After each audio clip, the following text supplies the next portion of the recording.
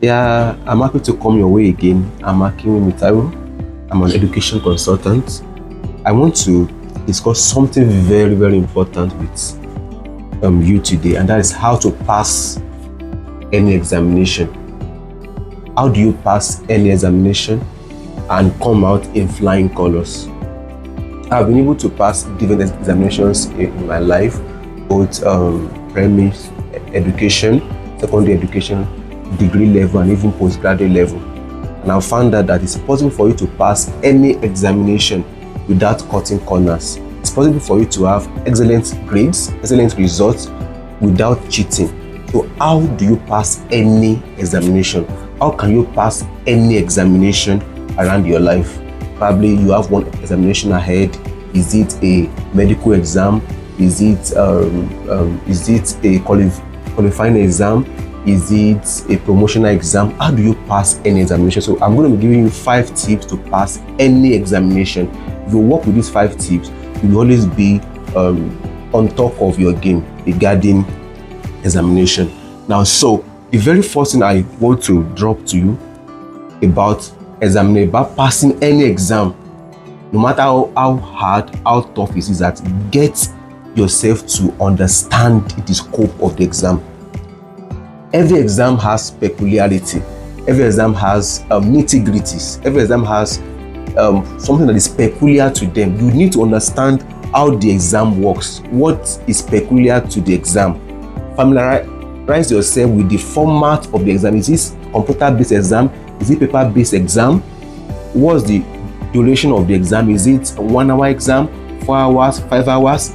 Get to understand the format of the exam. Then get to understand when will the result be, how, so that at least you should be mentally prepared for it. Then understand the content. So that means you should gather materials, questions, past questions. Try to go online and lay your hand on questions or matters that simulate how the exam would look like. So familiarize yourself, get an holistic view of the exam so that you wouldn't be under-prepared for the examination. Then also review the exam syllabus. So if you can do this as soon as possible before you start your preparation. Get to understand the coverage of the exam. Which aspect will this exam cover? Will it cover this aspect? Will it leave out this aspect? So that you'll be able to major on important things and minor on things that are not really relevant. So identify the key topics. Now, there are several topics that exam might cover or any exam would cover, but try to understand the topics that are cardinal, topics that would bring out more questions, and focus on those topics.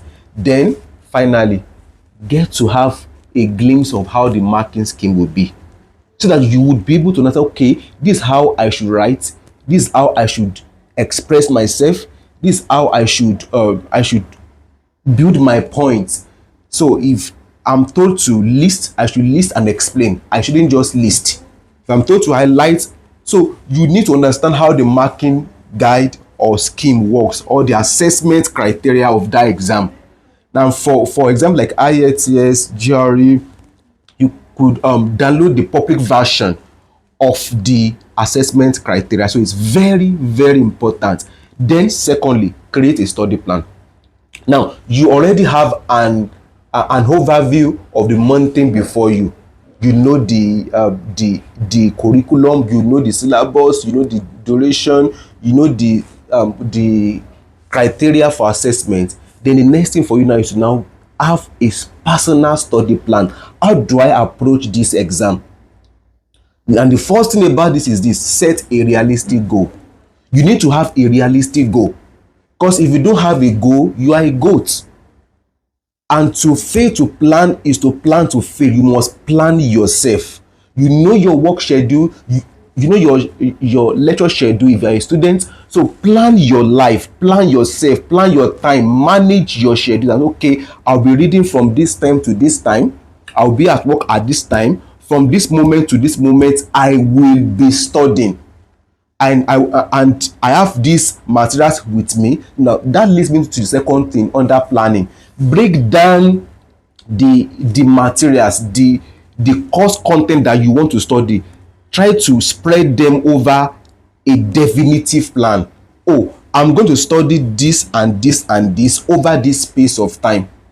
Oh, I have about 100 pages to read, so let me split it over this duration of time that I have to plan for this exam. So break down your study sessions into things that you can manage, into bits and bits. I don't buy the idea of waiting for a day, 2 days, and then you now get material and start cramming. That's why we have so many half-baked graduates, people that just reach to pass. It is called la cram la pour. That's a very bad way of educating yourself. You know, education is not just about giving out and then pouring out. No, education is educo. It means that you are bringing out the best from your mind, not that you're just pouring out into your mind. No, you are bringing out your best from inside of yourself. So if you want to understand what education means, and bring your A game to your generation as far as education is concerned, if you want to finish first class, if you want to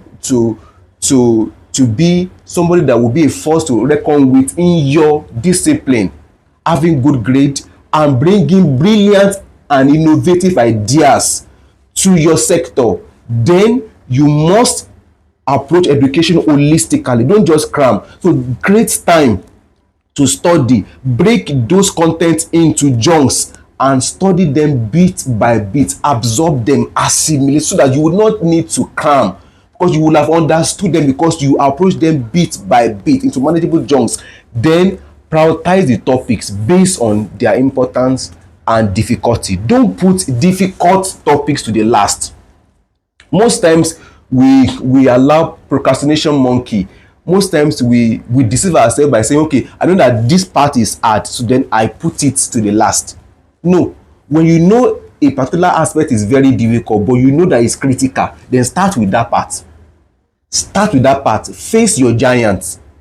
So if you need to go anywhere to seek help, I will soon get to that part too. So don't put difficult and important aspect to the last. Start by facing those giants, because they are going to be giants on that day too. So you must start by prioritizing topics that are important and difficult. Then have a schedule of your activities, or how, like, build an habit around your study.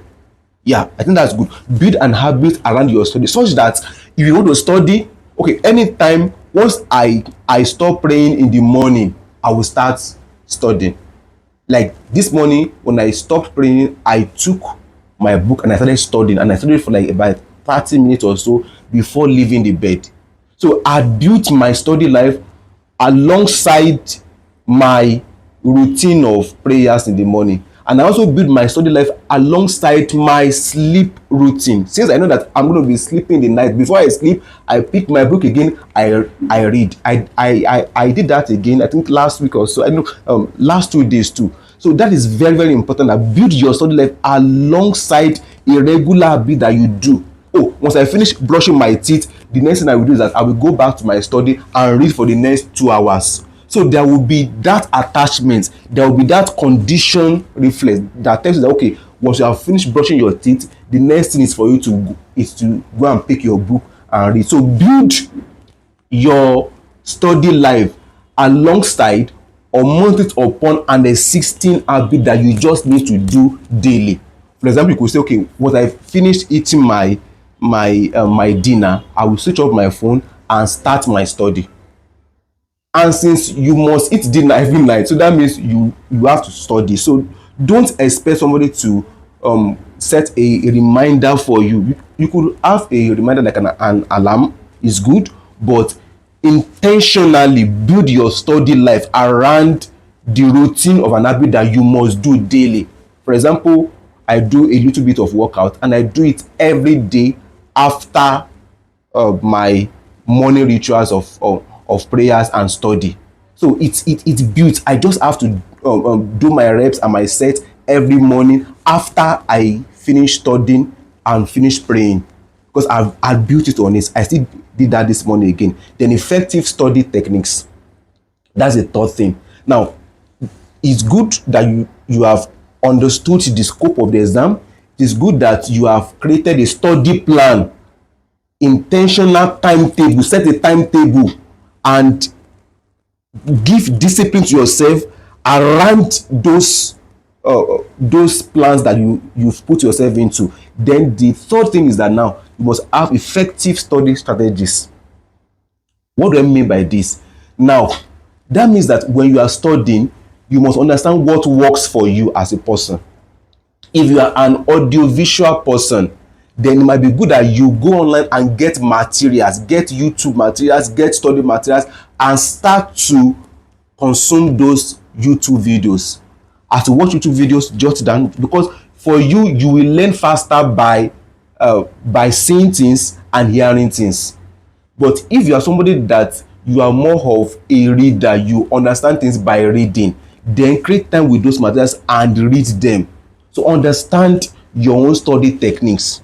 And if you are somebody that you are more like, when you hear things from others, you understand it well, then you may want to think of creating study groups with others that you are doing this exam with, and listen, hear their points, and then learn from them. So just understand your peculiarity, understand your strengths. Do you do well by listening to things and seeing things, or you do better by reading alone, by just mere reading? Then also do a lot of note taking.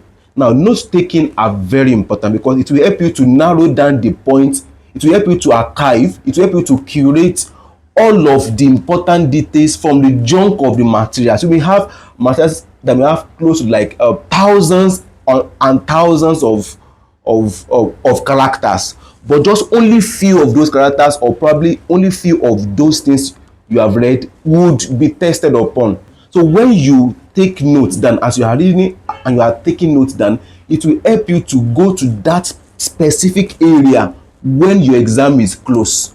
So the importance of taking notes is to ensure that when you are now close to the exam time, you can just go to your notes and focus on the areas that you have been able to archive, to curate as being important for you. So all of the junk of materials may not be important, but you can go and just focus on the areas that are actually important for you. Then managing exam stress.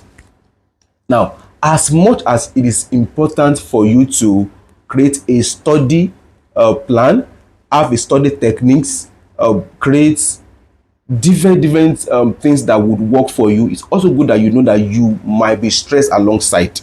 So that means you should develop a routine. You should work on ways in which you will calm your nerves. It might be that, okay, probably when I finish reading this first set of material, I will give myself a treat. Yeah, that's like delayed gratification, and probably that's you helping yourself to reward yourself, like positive reinforcement.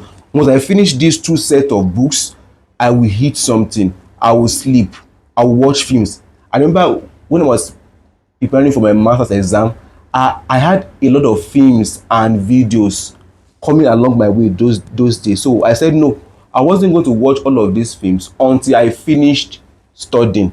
So I will keep those films in my laptop, and I will ensure that no, it's after I had finished reading some particular level, after I had achieved some milestones in my studying, then I would just pick one of the film and use it to calm my nerves. And then it's like a positive reinforcement. Okay, good, thumbs up to you, Taiwo. You have just finished reading this part, then good, take a reward for it. So you need to create a way to calm your nerve down when you are studying for exam. So they also practice different relaxation techniques like deep breathing, meditation. Then also when you are also preparing for the exam, visualize your success. I read about W.F. Kumuyi that when he was preparing for some of his exams, he would list out the grade he was going to have. So that might also be a good one, because the future you cannot visualize may not really feature in your life. So you should be intentional about visualizing your score. What score do you see yourself having in that particular exam, or what grade, what performance level are you envisaging? So when you are envisaging a good performance level is going to give you the adrenaline to go all out for that particular preparation. So then seek support from friends, family, mentor, as the case may be. Now this is important so that you wouldn't overburden yourself, because people may not understand that you are preparing for exam. But when you have communicated with friends, with loved ones, please, I will need gap, please, I will need your support here with house chores, with work here and there. Even if you have a spouse, you must communicate to your spouse. You must seek their support to ensure that they help you take off distractions, and they help you reduce workload. Some people will be preparing for exam. You can't prepare for an exam as alone as a social person. Your success in that exam would also depend on the contribution of others. So work alongside with your parents, with your siblings, with your spouse, with your mentor as regarding the exam, so that they will be able to give you the moral support, the physical support that you need for that exam. For example, a father or a mother might intentionally cut down on your house chores for the time you are preparing for the exam. A spouse might intentionally tell you that, okay, please leave some activity in the house, let me help you manage this for the meantime. In fact, it might help you to take care of the kids. A man might help you with the kids, while you as the wife preparing for your exam will just focus on the exam for that period of time. Then family and friends too, they might spare you of unnecessary visitation in a period like this. So you must carry friends and families alongside. Then friends too, a good friend might help you with materials, content that might be of good help for you in the long run.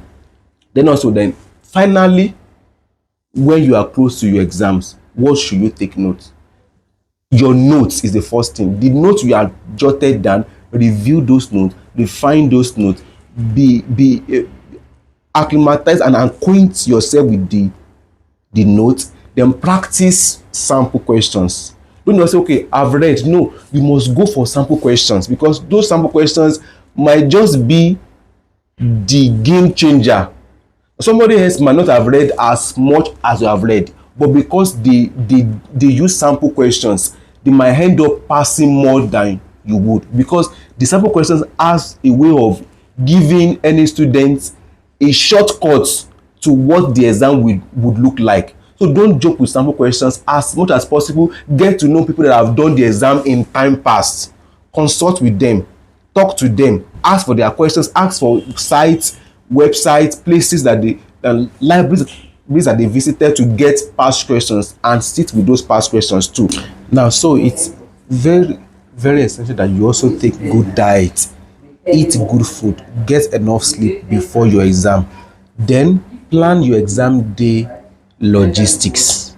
We have seen cases in which students have prepared for the exam, do the needful, but for some reasons on the day of exam they still have issues. So plan your exam day logistics and transportations and arrival time ahead of time. Then stay organized and focused. Use technology to help yourself, and you will use artificial intelligence to read, get materials online, search, browse internet, seek help with teachers, tutors if needed. Then celebrate your progress as you are journeying towards the exam. So all in all, believe in your genius, believe in your ability to ace this exam at the sitting. Once you do that, you can be sure that you can clear any exam. So once again, create an intentional understanding of what the exam is all about. Have an holistic understanding of it. Create a study plan. Have an effective study techniques that you want to go by. Then manage your exam stress. And finally, review your preparations a week to the exam, including your notes, your exam day logistics, and every other thing. Once you have done any of this, you can be sure that success is yours, and success will always be yours. Take care. See you next time. Subscribe to our channel, share and like, and you can also comment. If you need our help with facilitating educational seminars, consultation seminars over issues like education, traveling, opportunities, you can always reach out to us at info@graceeduconsult.com. Thank you. Bye.